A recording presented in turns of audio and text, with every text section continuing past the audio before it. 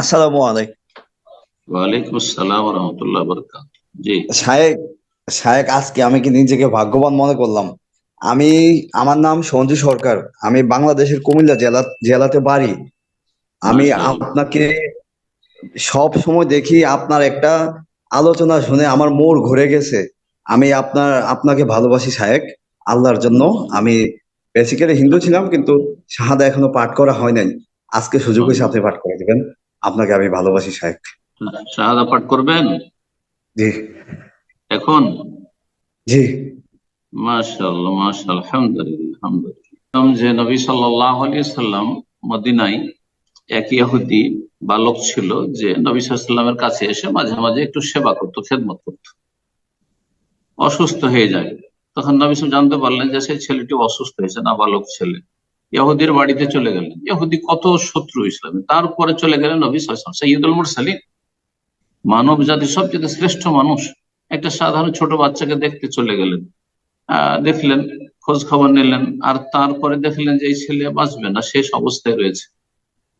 তো বললেন যে তুমি ইসলাম কবুল করে নাও, লা ইলাহা ইল্লাল্লাহ পড়ে না।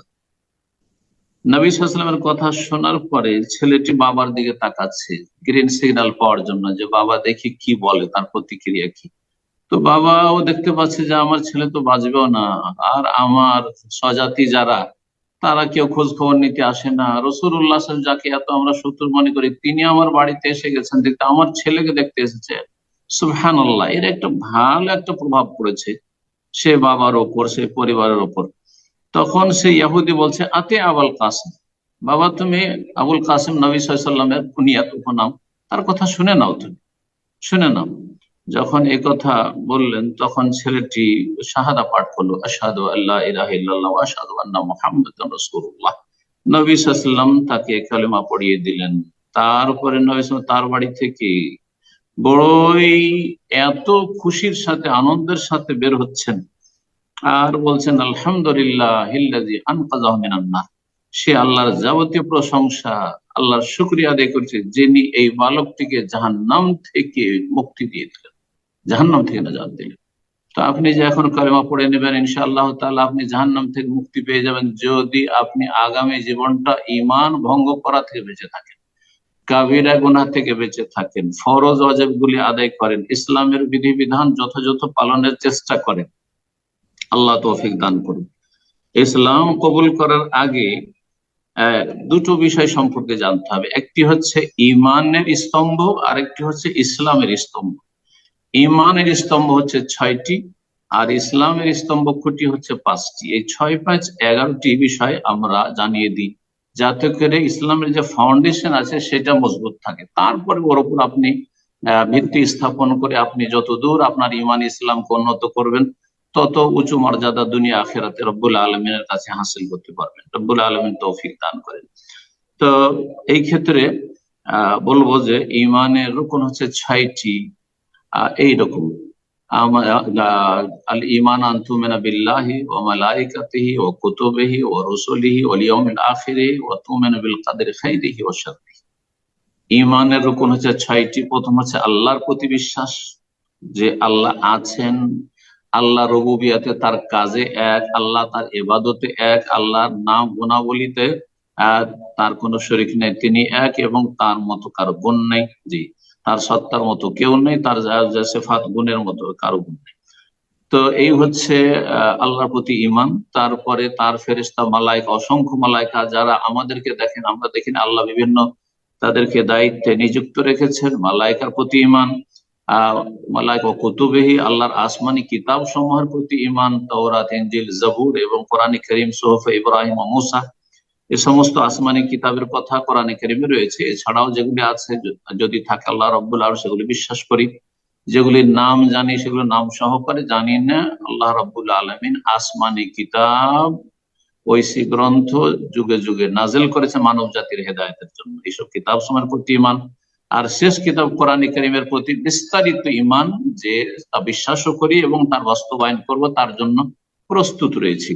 রসুলিহি, এবং তার রসুলগণের প্রতি, যত নবী রসুল আছেন সবাইকে আমরা বিশ্বাস করি, তাদের মাঝে কোনো ফারাক করি না। সংক্ষিপ্ত ভাবে সবাইকে মানি, শ্রদ্ধা করি। যেমন মানি রসুল্লাহ তেমন মানি ইব্রাহিম, মুসা, ঈসা, ইউসুফ, আইয়ুব, যত নবী রসুল এসেছেন 25 জনের কথা কোরআনে বর্ণনা করা হয়েছে। নাম ধরে তাদেরকে বিশ্বাস করি এবং তাদেরকে শ্রদ্ধা করি, ভালোবাসি। আর যাদের নাম আল্লাহ উল্লেখ করি তাদেরকেও ভালোবাসি, যদি তারা আল্লাহ রসুল, আল্লাহ নবী হয়ে থাকেন। আর শেষ নবী মোহাম্মদ সাল্লামের অনুসরণ করি বিস্তারিত ইমান, তা হচ্ছে জীবনের প্রতিটি ক্ষেত্রে। একমাত্র আদর্শ হচ্ছে মোহাম্মদ রসুল্লাহ সাল্লাহ আলাইহি সাল্লাম। জি, এই হলো 4 নম্বর। 5 নম্বর ওয়াল ইয়াউমিল আখির, পরকালের প্রতি বিশ্বাস। পরকাল মানুষের মরণ থেকে শুরু হয়, আর যতগুলি স্টেপ রয়েছে, স্তর রয়েছে, জান্নাত জাহান্নাম পর্যন্ত, সবগুলি যা কোরআন এবং সুন্নাহয় বলা হয়েছে বিশ্বাস করা। মরণের পরে জীবন, কবরের জীবন, বারজাখী জীবন, এলিয়েন জিনার, তারপরে পুনরুত্থান দিবস, হাসরের ময়দান, সেখানে হিসাব নিকাশ, মিজান, হাউজে কাউসার, শাফাত ইত্যাদি ইত্যাদি, সেরাত, পুল সেরাত, সমস্ত বিশ্বাস করা যা কোরআন সুন্নাহয় রয়েছে। তো এই হয়ে গেল পরকাল।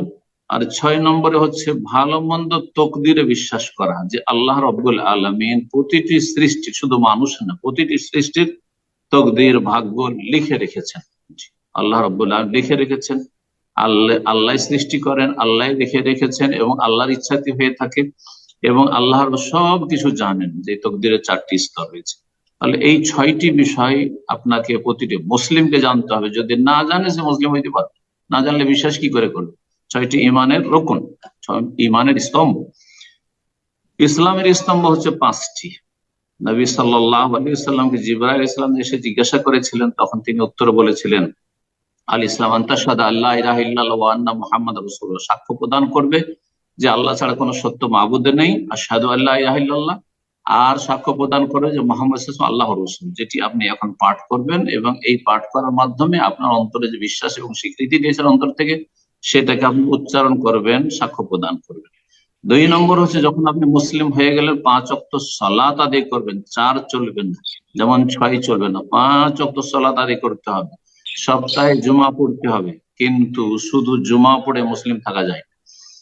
এই হয়ে গেল দ্বিতীয়। তৃতীয় হচ্ছে যাকাত দেবেন যদি আপনার আর্থিক সচ্ছলতা থাকে, আর সর্বনিম্ন একটা পরিমাণ রয়েছে যেটাকে নিসাব বলা হয়, চাঁদির, স্বর্ণের, টাকার, ব্যবসায়ী সামগ্রীর, খাদ্যদ্রব্যের ইত্যাদি, গবাদি পশুর, এই 4-5 রকমের জিনিস রয়েছে, সেগুলিতে জাকাত ফরজ রয়েছে। গরিবদের ওপর এগুলো ফরজ নেই, এই জাকাত ফরজ নেই। গরিবদের শুধু শাহাদাত, আর তারপরে 5 ওয়াক্ত সালাত আর সিয়াম যথেষ্ট। 4 নম্বর ইসলামের রুকন, ইসলামের স্তম্ভ হচ্ছে রমজান মাসের সিয়াম পালন করা, এটি ফরজ।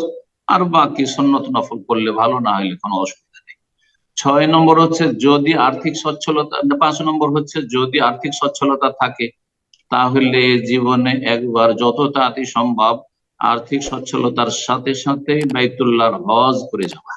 আল্লাহ রাব্বুল যেন আপনাকে সবগুলি ইসলামের রোকন পালনের তৌফিক দান করেন, ঈমান পুরোপুরি বহাল রাখার তৌফিক দান করেন, এবং ঈমান ইসলামের উপর আল্লাহ রাব্বুল আলামিন যেন হায়াত দান করেন, এবং তার উপরে মৃত্যু দান করেন, এবং জান্নাতুল ফিরদাউস আমাদের সকলকে একত্রিত করেন। তাহলে এখন আপনি পাঠ করেন, আমি আপনাকে বলছি, এবং তার তর্জমাটাও সাথে সাথে বলে দেব।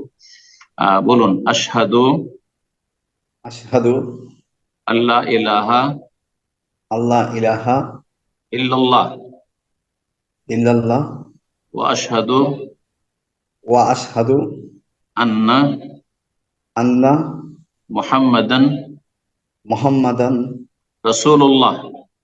রাসূলুল্লাহ। আল্লাহু আকবার। আল্লাহু আকবার। এই এর অনুবাদটা আপনাকে বলি, আপনি ভিডিও খুলে রাখেন।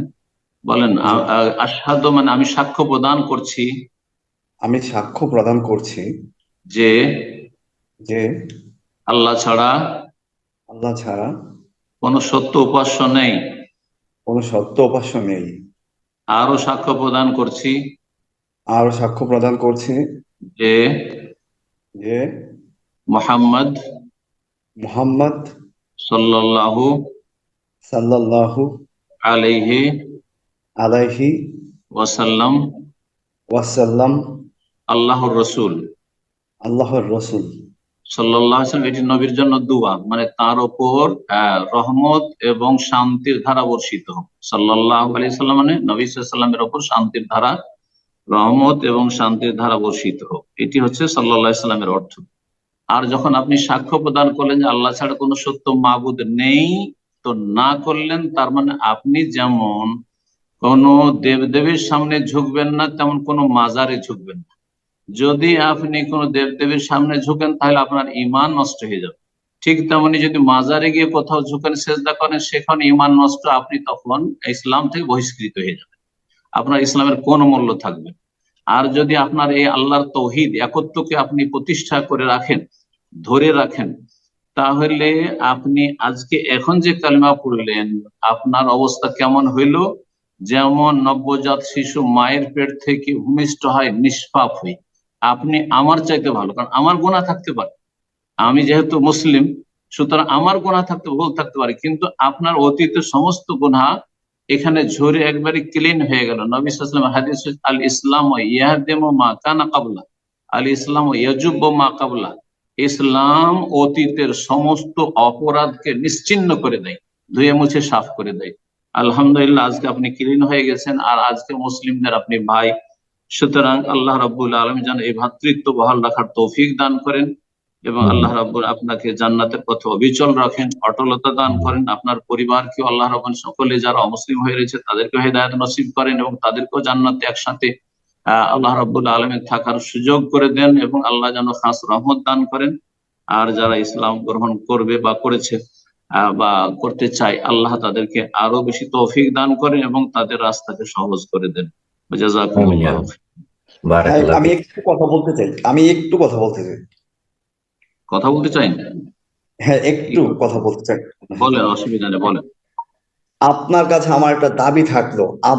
আমি সব সাক্ষ্য দিয়েছি যে আল্লাহকে মেনে নিয়েছি, নবী রাসূল সাল্লাল্লাহু আলাইহি ওয়াসাল্লাম শেষ রাসূল, এবং 25,000 হোক যাই হোক অসংখ্য নবী, আমরা এটা নাম ধরে জানি না, একুরেট সংখ্যা জানি না। আসমানি কিতাব 104টা, তাও আমরা জানি না। তাওরাত, ইনজিল, জাবুর কিতাব, এগুলা সবই মানি, সবে মেনেছি। আপনার কাছে আমার একটা দাবি থাকবে, হাসরের ময়দানে যেন আমি আপনার সাথে উঠি, এবং এইটাই আমার দাবি থাকবে। এটা তো আমার এখতিয়ারে নেই, আল্লাহর কাছে চাইতে হবে, আল্লাহর কাছে। আল্লাহ যেন তৌফিক দান করে। দোয়া করছি আমি, আপনি দোয়া করেন যে আল্লাহ আমাদের সকলকে একত্রিত করেন জান্নাতুল ফিরদাউস।